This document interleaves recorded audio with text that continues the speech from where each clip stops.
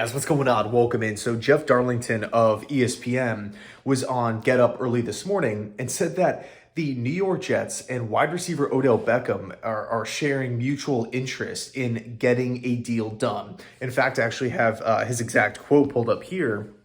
He said, just because you see this wide receiving room continuing to shift does not mean that they're done working. We should very much consider Odell Beckham Jr. still on the table as an option for the New York Jets. In fact, we can go even further and say that both sides would still like to see this done. Financials in the way of actually finalizing this thing, but I still think Odell Beckham will wind up with the New York Jets. Man, I gotta be honest, when I'm thinking about Odell with the Jets next season, and the amount of star power that this team would have, it's really crazy to think about.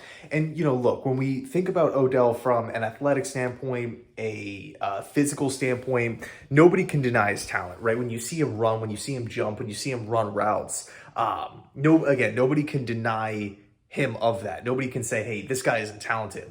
Everybody in the world knows that Odell Beckham Jr. possesses elite physical traits.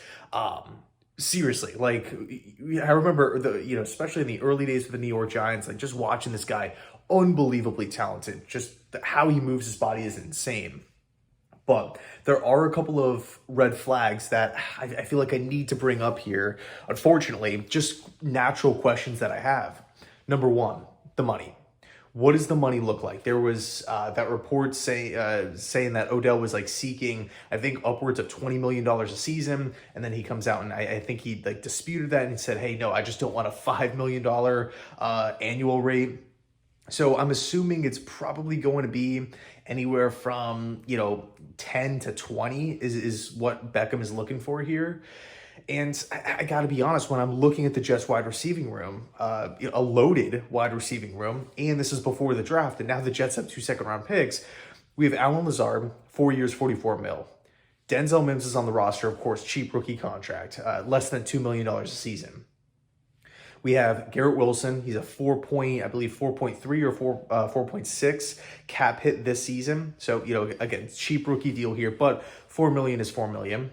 We have Mecole Hardman now in the building, contract worth up to 6.5, and Corey Davis, 11.2.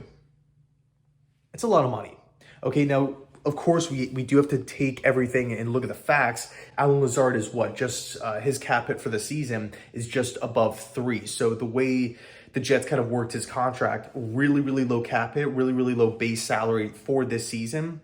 So in essence, it gives the Jets a little bit more leeway to, bring in other guys and be more flexible with their money this season. But next season, the season after that, those cap hits are going to shoot up to like, I think 12, 13 million to kind of average out. But the bottom line is this: the Jets have invested a lot of money in the wide receiver position currently. We could see another guy either get released or traded to the Green Bay Packers. We'll see how that plays out. Obviously, Elijah Moore was traded yesterday to the Browns. Would Odell Beckham Jr. come in and light it up? Would he be an effective wide receiver for this Jets team? I do think the answer is yes. Again, physically he's there. We can point to injuries and say, hold up, he's been hurt throughout his career. This isn't somebody who's been labeled like an Iron Man. He's actually coming off a lower body injury that it wasn't just like a 1 or 2 week thing. No, he got hurt with the Rams 2 years ago, missed the entire season last year, didn't sign on with the team. So to give a guy, let's just say 15 million, meet in the middle and say 15 million for somebody who hasn't played for a long time is a little concerning for me.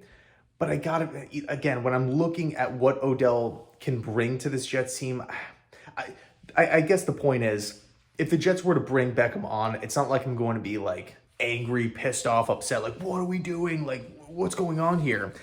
But if it was me running the team, I have to just be honest with myself. I'm investing money in the O-line. And frankly, I'm starting to get a little nervous about the interior of the defensive line. I haven't heard a peep about this Quinnen Williams extension. I don't want to be in a situation where he's holding out. We've already lost Sheldon Rankins. Yeah, of course, we did bring back Solomon Thomas, 1 year, 3.9 mil. Of course, we still have the draft too. But man, the interior of the defensive line, I don't want to just completely wipe that position clean, get rid of the depth there. And same with the offensive line. I don't want to be taking money from those two areas and just throwing it all at wide receiver. Of course, adding Beckham to the team won't hurt the team, but at the same time, I feel like I would use that money, delegate it to the offensive line, really build this thing up. I've said it, video after video here. I do, kind of sound like a broken record, and, I hope I don't sound annoying to you guys, but I want a bulletproof O-line. If we are investing money, trade compensation, right? A nice package for the Green Bay Packers. If we're giving all this stuff away to bring in Aaron Rodgers, who is 39 years old currently and will be 40 in December, small window, in other words, 1 to 2 years max, a guy who was 90% retired, a month and a half ago. If we are getting a guy like that, we are spending that massive price. Let's build the offensive line. Let's make sure he has so much time to throw. Let's make sure these running backs have opportunities to, light it up in the running game. So that's just kind of my philosophy. I don't want to disregard the O-line and say, we'll be fine there, because we haven't, and guys have been banged up. Guys have missed year-long, guys have been out for years, right? Like Beckham, back-to-back season, 1 game in 2 years. Like there's been a lot of injuries with this team, guys coming back from season-ending injuries. Let's shore up this line is basically the point. Anyway, let me know your thoughts down below, and as always, go Jets.